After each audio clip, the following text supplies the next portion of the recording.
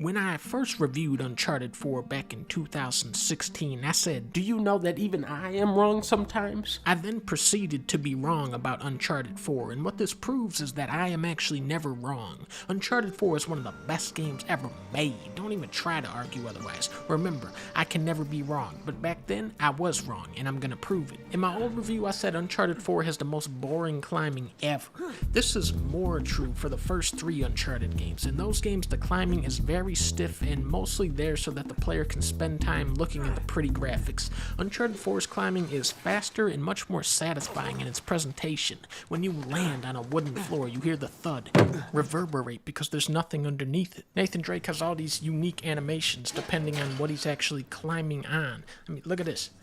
Boom, unique animation. Now watch some dudes.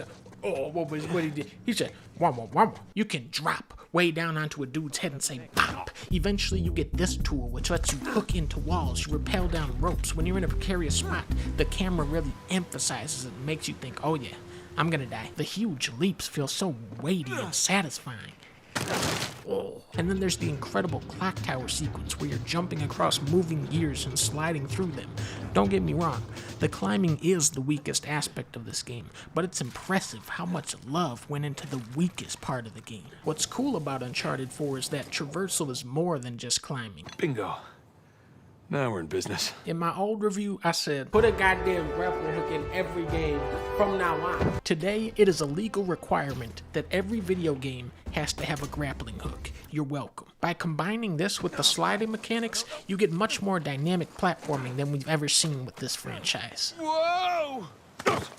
Made it. There's also scuba diving. You drive a boat and a Jeep, and what's really messed up is how good the handling on the Jeep is. Kojima Productions has some of the most talented game developers in the industry, and even they were struggling with vehicle collision in Death Stranding. The terrain in Uncharted is similarly lopsided and hilly, and yet the Jeep can handle everything you throw at it. Rickety little bridges, sudden drop-offs, food stands, other Jeeps, roaring currents, large boulders. Somehow this rental Jeep can do it all.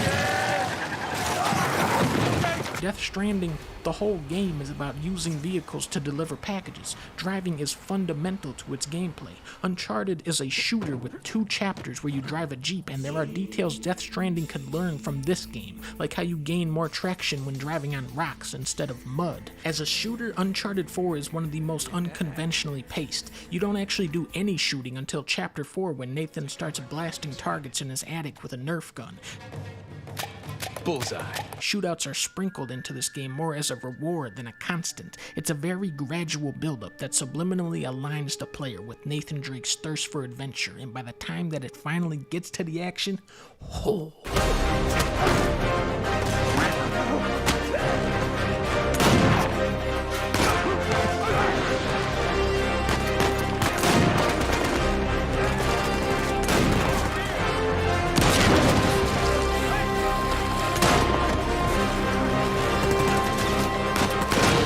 7 years later, I am still waiting on AAA video games to look and play like this. However, what really sets Uncharted 4 apart is its strong storytelling, which is still today the rarest quality in video games. With most games, it seems like the developers make the levels and assets first, then the writers come in and try to string those things together in a coherent way.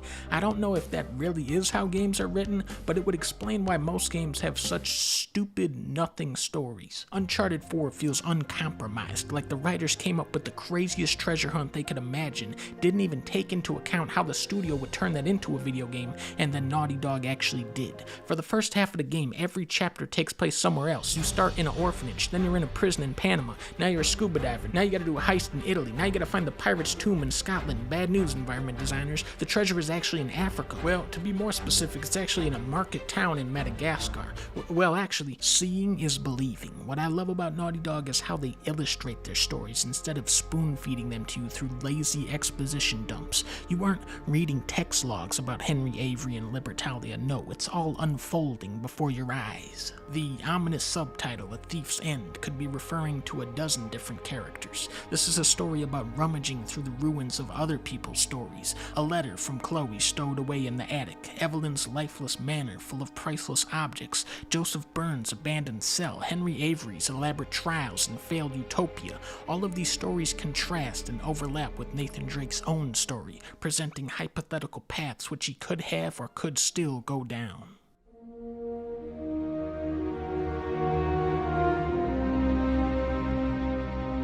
The characters here don't just spout off their deepest inner feelings. Instead, it's on the actors to communicate those emotions in a more subtle way through facial expressions, body language, and tone. What's magic about this style of storytelling is how it allows each player to come to their own conclusions. The lure of adventure beckons Nathan Drake out of his comfortable life, but just as he accomplishes his goal, the thrill vanishes, reappearing in the dark distance. When Sam unloads this insane story about breaking out of jail with Hector Alcazar, even on my first playthrough, I thought, yeah, this is total bullshit. Nathan knows his brother. He knows it's bullshit, but he wants to believe what he's hearing so much that he doesn't question it. Most people would be pretty envious of the life Nathan has set up. He's got a nice house, a job where he can still dig up treasure, a fridge full of beer, and a beautiful wife that loves Crash Bandicoot. Why? Why would you risk all of that? Of course, you push that question aside when Sully shows up and it starts feeling like a real deal Uncharted game. Just like Last of Us 2, the narrative tricks you into wanting to fulfill the selfish desires of its protagonist. In 99% of games, the player is meant to feel like a hero, like your actions are saving the world. In Uncharted 4, you are ruining this man's marriage so that he can pretend to be Indiana Jones. How is Elena cool with all this?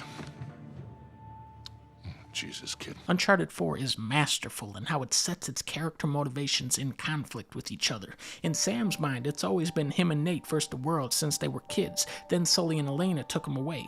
Ironically, this is how we perceive Sam. To us, he's the outsider. He wasn't there for Uncharted 1 where you had to shoot 300 zombies. He wasn't there for Uncharted 2 where you had to fight a Yeti. He wasn't there for Uncharted 3 where you had to go to Subway. We trust Sam about as much as Sully does. That rift between his father figures goes both ways. Why are you here, Victor?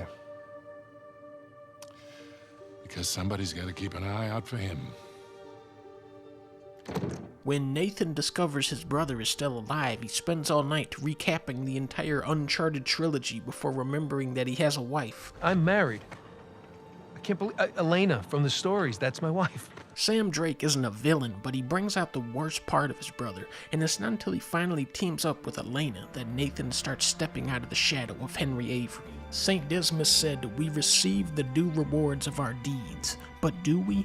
Did the gullible optimist of Libertalia deserve such a harrowing fate? Does Sam deserve Nate? And does Nate deserve Sully and Elena? Uncharted blurs the past with present in many ways, challenging us to split the difference. One more time, the camera pans out from Crash Bandicoot, which does not have a scoring system, by the way, to reveal Cassandra Drake. This ending, man, dude, this is the most fulfilling, joyous ending I have ever experienced in a video game, and it's one that takes on a whole new context for me now that me and Leah are having our own daughter. Because this was actually a baby video the whole time. We having a baby, everybody.